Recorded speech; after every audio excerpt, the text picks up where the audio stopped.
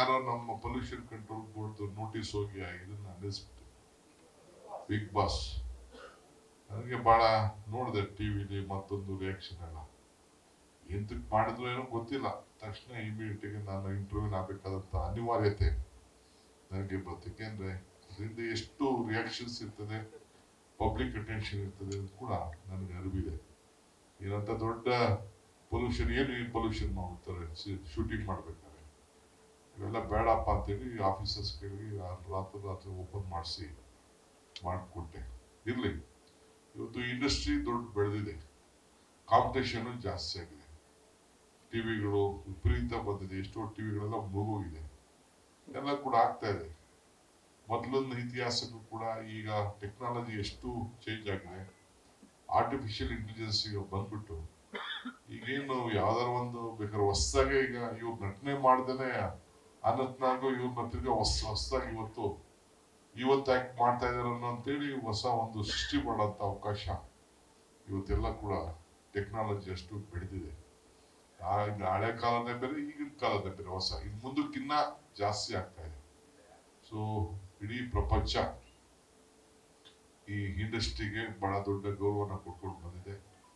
ಹಿಂದೆ ನಮ್ಮ ಅನಂತ್ನಾಗ್ ಅವರು ರಾಜಕೀಯಕ್ಕೂ ಪ್ರವೇಶ ಮಾಡಿ ಬೆಂಗಳೂರು ನಗರವನ್ನ ಪ್ರತಿನಿಧಿಸಿ, ಇವತ್ತು ನಾನು ಹೆಂಗೆ ಬೆಂಗಳೂರು ನಗರ ಅಭಿವೃದ್ಧಿ ಮಂತ್ರಿ ಆಗಿದ್ದೀನೋ ಹಂಗ ಅವರು ಕೂಡ ನಗರಾಭಿವೃದ್ಧಿ ಮಂತ್ರಿಯಾಗಿ ಕೆಲಸ ಮಾಡಿದ್ರು.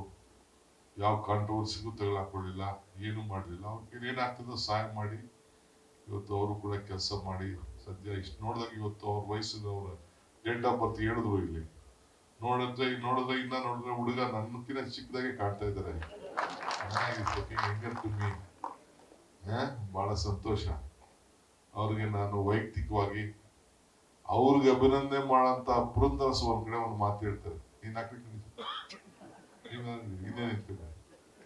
ಪುರಂದರಸ ಒಂದ್ ಕಡೆ ಮಾತಾಡ್ತಾರೆ, ಇದು ಭಾಗ್ಯ ಇದು ಭಾಗ್ಯ ಇದು ಭಾಗ್ಯವಯ್ಯ ಪದುಬನಾಭನ ಪಾದ ಭಜನೆ ಪರಮ ಸುಖವಯ್ಯ ಅಂತ. ನನಗೆ ಈ ಡಿ.ಕೆ. ಶಿವಕುಮಾರ್ಗೆ ಈ ಅನಂತ್ನಾಗ್ನ ಸನ್ಮಾನ ಮಾಡುವಂತ ಭಾಗ್ಯ ಸಿಗ್ತಲ್ಲ, ಇದೇ ನನ್ನ ಭಾಗ್ಯ ಅಂತ ಹೇಳಿ ಭಾವಿಸ್ಕೊಂಡಿದ್ದೆ. ಸೊ ಹಂಗೆ ಬದುಕಿನಲ್ಲಿ 7 ಭಾಷೆಯಲ್ಲಿ ಅಭಿನಯಿಸಿದ್ದಾರೆ, ಬಹಳ ಚಿಕ್ಕದಿಂದ ಭಾಷೆ ಮಾಡಿದ್ದಾರೆ. ಸೊ ನೀವು ಕಲಾವಿದರು ಮತ್ತು ಇಂಡಸ್ಟ್ರಿ ಇದ್ರ ಬಗ್ಗೆ ಮುಂದಕ್ಕೆ ಬಹಳ ದೊಡ್ಡ ಆಲೋಚನೆ ಮಾಡಬೇಕು.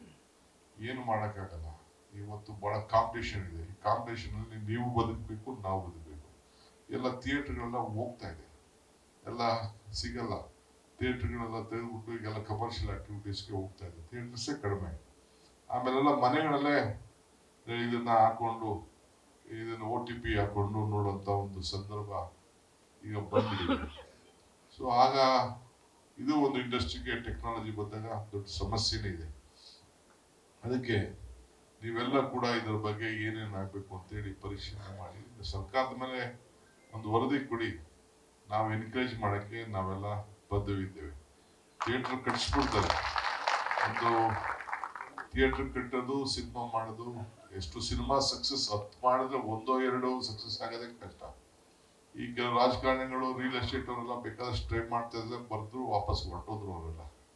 ಜೊತೆಗೆ ಈ ಬಡ್ಡಿ ಫಿಲಂ ಇಂಡಸ್ಟ್ರೀಸ್ ಬಡ್ಡಿ ಕೇಳಿದ್ರೆ ನನಗೆ ಭಯ ಆಯ್ತದೆ. ದೊಡ್ಡ ಚಕ್ರ ಬಡ್ಡಿ ಮೇಲೆ ಸಿನಿಮಾ ನಡೀತಾ ಇರ್ತದೆ, ಆದ್ರೂ ರಿಸ್ಕ್ ತೆಗೆದುಕೊಳ್ತಾರೆ. ಸಕ್ಸಸ್ ರೇಟ್ ಬಹಳ ಕಡಿಮೆ ಇದೆ. ಆದ್ರೂ ನೀವೆಲ್ಲ ಒಗ್ಗಟ್ಟಿನಾಗಿ ಇಟ್ಕೊಂಡು ಅನೇಕ ಕೆಲವು ಸಂದರ್ಭದಲ್ಲಿ ಮೀಡಿಯಾನು ನಿಮ್ಮನ್ನ ಬಹಳ ಒಂದು ಟೈಮ್ ಪುಷ್ ಮಾಡ್ತಾರೆ, ಇನ್ನೊಂದು ಟೈಮ್ ನಮ್ಮ ರಾಜಕಾರಣಿಗಳು ಹೆಂಗೆ ಮೇಲಿಂದ ಡ್ರಾಪ್ ಮಾಡ್ಬಿಡ್ತಾರೋ, ಹೀರೋ 0 ಆಗೋಯ್ತಾನೆ, 0 ಹೀರೋ ಆಗೋಯ್ತಾರೆ. ಆ ಸಂದರ್ಭ ಕೂಡ ಇದೆ. ಹಂಗೆ ಇದು ಕಾಂಪಿಟೇಷನ್ ವರ್ಲ್ಡ್. ನಾವು ಈ ಸಂದರ್ಭದಲ್ಲಿ ನಿಮ್ಗೆ ಒಳ್ಳೇದ್ ಮಾಡಿ, ಮೊನ್ನೆ ಕಾಂತಾರ ಸಿನಿಮಾದ ಇವ್ರು ಫೋನ್ ಮಾಡಿದೆ, ಯಾರಿಗ ಇವ್ರಿಗೊಂದು ಪ್ರಶಸ್ತಿ ಕೊಡಬೇಕು ಅಂತೇಳಿ. ಕೆಲವೆಲ್ಲ ಇದ್ದಾರೆ. ನಾನೇ ಸತಿ ರವಿಚಂದ್ರನ್ ಹಾಕಿದೆ ಕಮಿಟಿಗೆ, ಹೋಗಿ ಕೂತ್ಕೊಂಡು ಸೆಲೆಕ್ಟ್ ಮಾಡ್ಲಿ ಅಂತ. ಹೋಗ್ಲಿ ಇವತ್ತೇ ಲೇಟಾಗಿ ತಿಳಿಸ್ಬಿಟ್ಟವ್ರೆ, ಫಿಲಮಿಂದ ಆಯ್ಕೆ ಮಾಡಿ ಅಂತ. ಅವನೇನು ಕೇಳಿಲ್ಲ ನಾನು. ಸತಿ CK ಚಂದ್ರನ್ ಹಾಕಿದೆ ಅಂತ ಕಾಣ್ತದೆ, ಈ ಸತಿ ಇದನ್ನ ಹಾಕಿದ್ದೆ. ಹೋಗ್ಲಿ ಫಿಲಂ ಇಂಡಸ್ಟ್ರಿಯಿಂದ ನಾನು ಬೇರೆಯವ್ರದ್ದೆಲ್ಲ ಇಂಟರ್ಫಿಯರ್ ಮಾಡ್ತಾ ಸುಮ್ಮನೆ 4-4 ಫೀಲ್ಡ್ಗೆ ಇರ್ಲಿ ಅಂತ ಕಳಿಸಿದೆ. ನೋಡೋಣ, ಇನ್ನ ಯಾರು ಇದ್ರು ಅವ್ರು ಹೇಳಿದ್ರೆ ಕಂಪ್ಲೀಟ್ ಪ್ರೋಸೆಸ್ ಮಾಡೋಣ. ನಾನಿಷ್ಟೇ ನಾನು ಮಾತಾಡೋದು ರಾಜಕೀಯದವ್ರಿಗೂ ನಿಮ್ಗೆ ಗೊತ್ತಿದೆಯಲ್ಲ, ಮಾತಾಡಕ್ ಹೋದಾಗ ದಿನನೇ ಮಾತಾಡ್ಬೋದು, ಅಷ್ಟು ನಮ್ಮ ತಲೆಯಲ್ಲಿ ಸಾರಸಿ ಇರ್ತಾರೆ.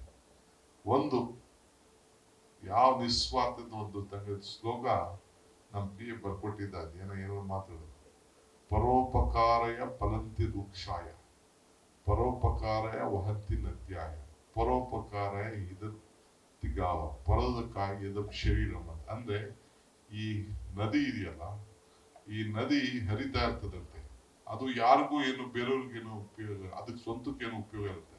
ಬೇರೆಯವ್ರಿಗೆ ಕುಡಿಯೋರ್ ನೀರು, ದನಕರಿಗಳಿಗೆ ನೀರು, ವ್ಯವಸಾಯಕ್ಕೆ ನೀರು, ಇಂಡಸ್ಟ್ರಿಗೆ ನೀರು, ಅದು ಬೇರೆಯವ್ರಿಗೆ ಮಾತ್ರ ಆ ನದಿಯಿಂದ ಉಪಯೋಗ ಅಂತೆ. ಈ ಮರ ಕೂಡ ಅದು ಸ್ವಂತಕ್ಕೇನು ಪ್ರಯೋಜನ ಇಲ್ಲಂತೆ, ನೆರಳಿಗೆ ಹಣ್ಣು ಕೊಡ್ತದೆ, ಮಸೌದೆ ಕೊಡ್ತದೆ, ಹಂಗೆ ದುವಂತಿ ಗಾಹ. ಒಂದ್ ಕಡೆ ಹಸು ಆಯ್ತು, ಹಸುನು ಅಷ್ಟೇ ಸ್ವಂತಕ್ಕೆ ಮಾತ್ರ ಏನು ಪ್ರಯೋಜನ ಇಲ್ಲ. ಗಾಡಿಗೆ ಕಟ್ಕೊಂಡು ಹೋಗ್ಬೋದು, ಹೊಲ ಉಳ್ಬೋದು, ಹಾಲು ಕೊಡ್ತದೆ, ಇವೆಲ್ಲ ಕೂಡ ಇರ್ತದೆ. ಹಂಗೆ ಮನುಷ್ಯನ ಶರೀರ ಕೂಡ ಅಲ್ಟಿಮೇಟ್ಲಿ ನಾವು ಎಷ್ಟೇ ಸಂಪಾದನೆ ಮಾಡ್ಬೋದು, ಎಷ್ಟೇ ದೊಡ್ಡವರಾದ್ರೂ ಕೂಡ ನಾವು ಬೇರೆಯವ್ರಿಗೇನೆ, ಎಷ್ಟು ಇವ್ರೆಷ್ಟು ಸಂಪಾದನೆ ಮಾಡ್ಬೋದು, ನಾನೇ ಸಂಪಾದನೆ ಮಾಡ್ಬೋದು, ಇವ್ರೆಷ್ಟು ಸಂಪಾದನೆ ಮಾಡ್ಬೋದು, ಕೊನೆಗೆ ಅಲ್ಟಿಮೇಟ್ ಎಷ್ಟು ಊಟ ಮಾಡಕ್ ಸಾಧ್ಯ? 10,000 ರೂಪಾಯಿ ಮೇಲೆ ಊಟ ಮಾಡಕ್ಕಾಗಲ್ಲ, 2 ಲಾರ್ಜ್ ಮೇಲೆ ಕುಡಿಯಕ್ಕಾಗಲ್ಲ, 3 ಲಾರ್ಜ್ ಮೇಲೆ ಕುಡಿಯಕ್ಕಾಗಲ್ಲ. ಹಂಗೆ ಬಟ್ಟೆ ಎಷ್ಟು ಹಾಕೊಳಕ್ ಸಾಧ್ಯ? ಎಷ್ಟು ಆಗಲ್ಲ. ಕೊನೆ ಒಬ್ಬ ವೈಯಕ್ತಿಕವಾಗಿ ಒಂದ್ ಲಕ್ಷ ಮೇಲೆ ಒಂದು ವೈಯಕ್ತಿಕವಾಗಿ ಆದ್ರೆ ಸಮಾಜಕ್ಕೆ ಬೇರೆಯವ್ರು ಮಾಡೋದು. ಹಂಗೆ ಈ ಫಿಲಂ ಇಂಡಸ್ಟ್ರಿ ನಾನು ನೋಡ್ತಾ ಇದೀನಲ್ಲ, ಅಲ್ಟಿಮೇಟ್ಲಿ ಫಿಲಂ ಇಂಡಸ್ಟ್ರಿಲಿ ಎಲ್ಲ ನೀವು ಸರ್ವಿಸ್ ಮಾಡ್ತಾ ಇರೋದೆಲ್ಲ ಸಮಾಜಕ್ಕೋಸ್ಕರ, ನಿಮ್ ಸ್ವಂತಕ್ಕೇನಿಲ್ಲ.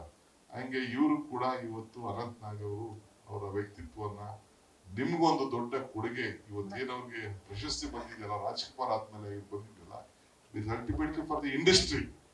ಇದು ಅವ್ರದ್ದು ವೈಯಕ್ತಿಕ ಬೇರೆಯವ್ರು ಕೊಟ್ಟಂತ ಒಂದು ಗೌರವ, ಅದನ್ನ ತಿಳ್ಕೊಂಡು ನಾವೆಲ್ಲ ಕೆಲಸ ಮಾಡ್ಬೇಕು.